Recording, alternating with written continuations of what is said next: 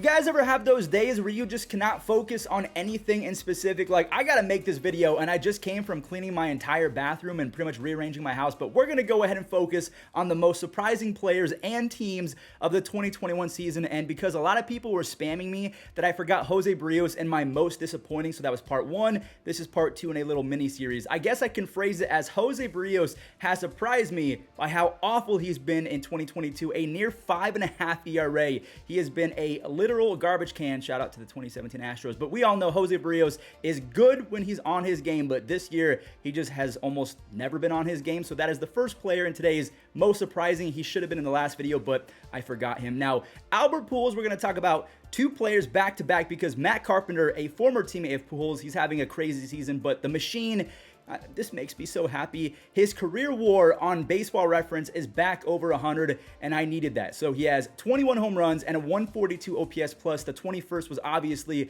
the 700th of his career. He's an 11-time All-Star, a 3-time MVP. He's won 2 World Series. So I'm just happy that the younger generation gets to experience what we experienced back in the day when he was with the Pujols, putting up a 187 OPS plus at 23 years old with 51 doubles. The machine, once upon a time, was the best hitter in baseball. So Matt Carpenter, now this was a little bit weird because he has not played in quite some time, but how can you not say you weren't surprised by 15 home runs and a 217 OPS plus a year after he had a 63 OPS plus, and in 2020 he had a 69. Like, he was terrible for pretty much 3 years in a row. He turns 36 years old, he plays for the Yankees, and he becomes a machine again. So Matt Carpenter, not Albert Pujols levels of the machine, but he was very good nonetheless. And I think his X-rays are almost back to normal, so he should be on the postseason roster for the Yankees. And speaking of postseason rosters, my 2022 Cleveland Guardians, I know every time I say Guardians, people get so angry in the comments, but it's just the team name. Get over it. All right, so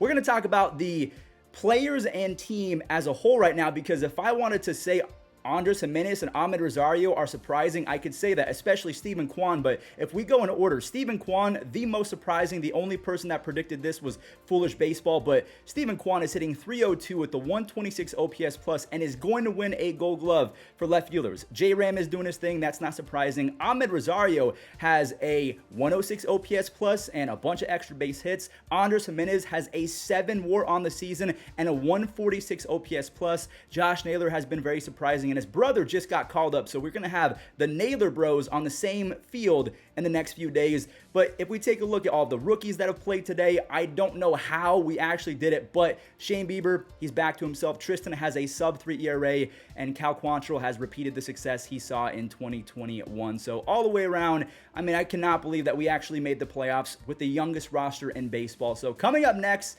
not the Braves. We'll talk about them in just a moment, because we're not talking about the Braves as a team, but they have a ton of rookies surprising everyone. Dylan Cease, I mean, if you're not voting for this guy, you're voting for another guy. We'll talk about him later for the American League Cy Young. Dylan Cease went from a 4 ERA and a 3.4 FIP to a 2 ERA and a 2.94 FIP. So he leads baseball in walks, and that's just because he's effectively wild, as I like to call him. But I love Dylan Cease. He's super annoying to face as a Guardians fan, but the guy has 222 strikeouts and 179 innings. So the strikeouts are down from last year, but he still has an 11.2 strikeouts per 9. If he's not going to win Cy Young, it's going to be JV, who we'll talk about in a second. Now, the Atlanta Braves are an interesting case because I'm not talking about them as a surprising team because they just won the World Series, they got back Ronald, but they have a couple rookies that have made an absorbent amount of noise. Michael Harris is 1 home run away from joining the 2020 club, and 100, like, let's say he does it in the next game. That should not be possible. To do it at 21 years old, he just got paid a bag, but he has a 140 OPS plus, plays insane defense. We can see that Vaughn Grissom, there's no H in there. He has a 290 batting average with a 120 OPS plus. He has been an absolute stud in replacement of Ozzie Albies. And also, you could probably throw in Spencer Strider. You guys think I was going to forget about Spencer Strider? Now, he is on the IL, but he has replaced Ian Anderson, who probably could have been in the most disappointing players video, but Spencer Strider has a 2.67 ERA and almost 14 strikeouts per 9. Like, that is insane stuff right there. So Spencer Strider, Vaughn Grissom, Michael Harris, all of the rookies that we have seen for the Braves, I was not expecting them to be that good. Like, they are all borderline elite players. Grissom, the league is kind of figuring him out, but I'll give him the benefit of the doubt. Justin Verlander, as my friend Draftnik Mark would say, aging like fine wine. So we can see this little gray line all the way across the screen. That's because he missed the season due to Tommy John surgery. So he's 39 years old. He missed the full season. He's 17-4. Okay, if you don't care about win-loss record, he has a 1.8 ERA. He has a 2.15 ERA plus. He leads baseball, or I think he leads the AL, with a .84 whip. The guy has been nothing short of special. So let me know in the comments, if you were a Cy Young voter, would you give it to Dylan Cease? So Dylan Cease obviously is going to have better per nines and everything like that because he's a little bit nastier because he's younger. He has a 6.6 WAR. Or would you go with Justin Verlander, who has a 5.5 WAR? I don't know if I would really calculate WAR into a Cy Young conversation because a 1.8 ERA, that's pretty special. So moving over to the 2022 Baltimore Orioles, maybe you predicted this if you thought in your head that they were going to call up Adley and all of their young guys, but Adley,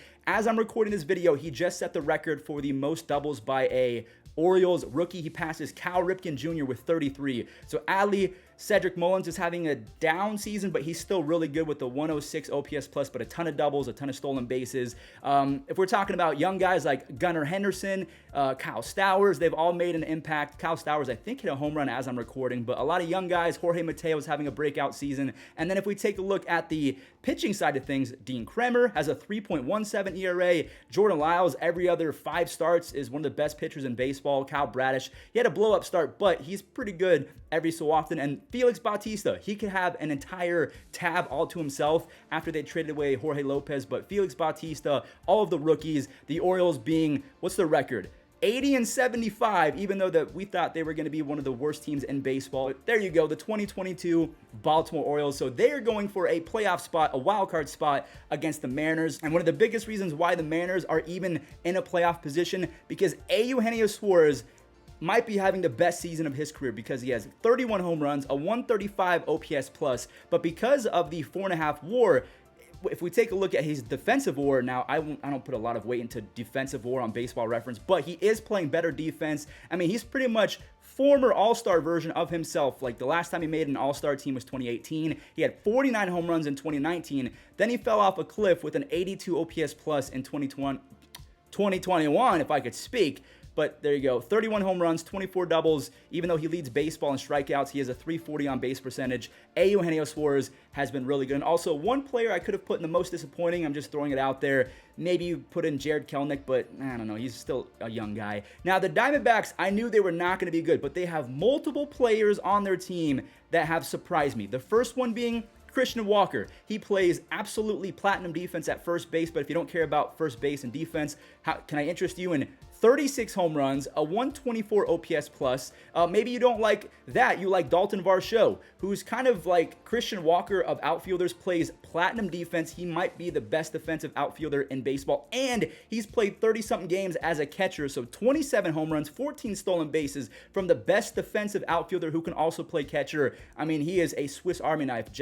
Jake McCarthy, I should say, a 123 OPS plus. A lot of different guys are just having stud seasons, so the Diamondbacks have a lot of potential in the next few years, and I cannot wait to see what they do. 37-year-old Daniel Bard. So the last two players that we're going to talk about, they are of age. I'm going to say that nicely, but Daniel Bard, we know that he missed a ton of time from 2000. Wait, when was the? Okay, this is the wrong page. Daniel Bard overview. Here we go. So from 2013 to 2019, he did not play. He was pretty good in his second rookie season. Not very good in 2021. I thought maybe he was going to get pushed out, but he has a 1.88 ERA and an almost 10 strikeouts per 9. He is one of the top relievers in baseball when it comes to WAR. So whether you care about WAR or not, all it really means is that he has been incredibly good this year. And at the ripe age of 37, is he 38 yet? So if we expand this, so he is 37 years old, just turned 37. So shout out to Daniel Bard, an incredible journey. And then last but not least, I don't know how Joey Meneses is going to do for the rest of the season and going forward in 2023, but he is essentially 2022 version of Frank Schwindel. If you don't remember, Schwindel of the Cubs broke out in actually, let me look him up real quick because I know he just got released, so don't hold me to it if he ends up like Frank. But Frank had a negative 1.2 WAR, a 78 OPS plus after destroying the world with the Cubs last year in 56 games. He had 19 doubles, 13 home runs. He hit 342 with the 166 OPS plus. And if we take a look, I mean, we're kind of seeing the same exact thing from Joey Meneses, a 162 OPS plus. He's hitting 320. So again, I don't think the comparison is, that bad. 49 games, he has been an excellent replacement of Juan Soto, and he's not Juan Soto good, but at 30 years old, he has been he's been better than Juan Soto. I mean, if we take a look, Joey Meneses, okay, a 162 OPS plus, 12 home runs, let's just say 24 extra base hits in 49 games. If we take a look at Juan Soto, again, Juan Soto was the former right fielder for the Nationals. In how many games has he played? 46 games. He has a 132 OPS plus. He has,